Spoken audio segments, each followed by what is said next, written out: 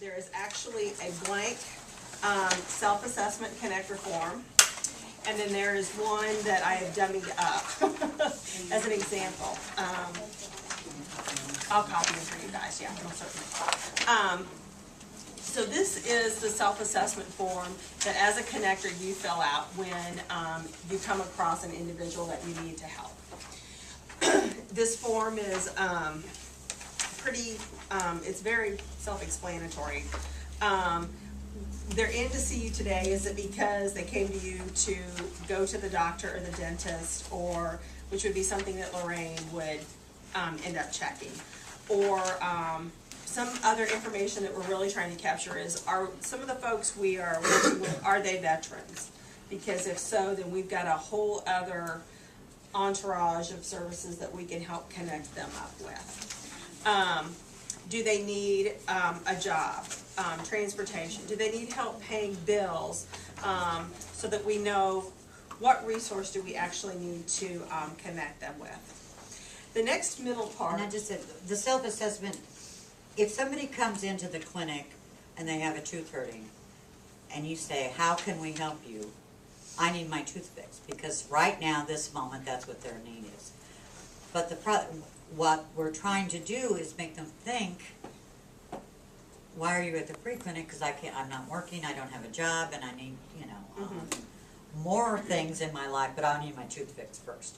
But this opens the door to discussion if they check other things. So just trying to get past, like we said, that concrete right now dealing with this issue. There's a bunch of things. There could be a bunch of things going on in their life. Or maybe it's just the tooth. That's right. That's right.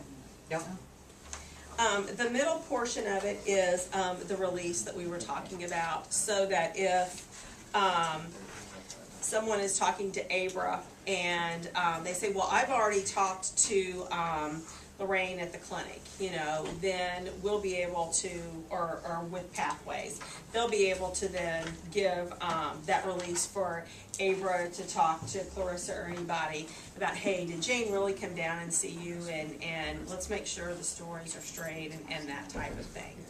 And then down below is where they will check off that, yes, they understand that this form may become part of their medical record, and they consent to being contacted after today's visit.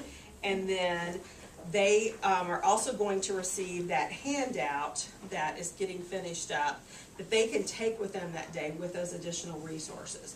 So hopefully they will hang on to that, even though today they may just need to have their tooth fixed, and we've also set them up to go see Abra to help with their utility bills.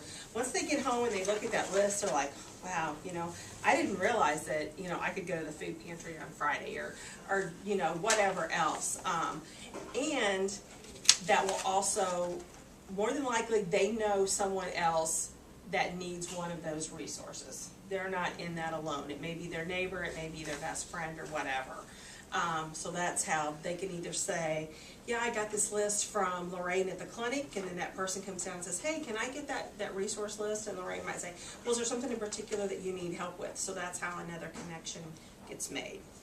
And then they need to sign and date it, and that needs to be the person that you are helping at the top. So not for you to sign at the bottom, but the actual person that you are connecting with. On the back is where your part comes in. So the connector agency is going to be whatever agency that you work with, whether it be the Live Well Clinic, it's the health department, it's Easter Seals Midwest, MVCAA, whatever, that's what you put there. And then the connector is going to be your name. The referrals made, that's where you're going to put down appointment was made with Dawn, with patient to see Dawn on 2/18. Next one gave information for the food pantry in Waverly. The next one, they're calling Dana to get a dental appointment set up. Whatever specific information that you gave them, so that when you turn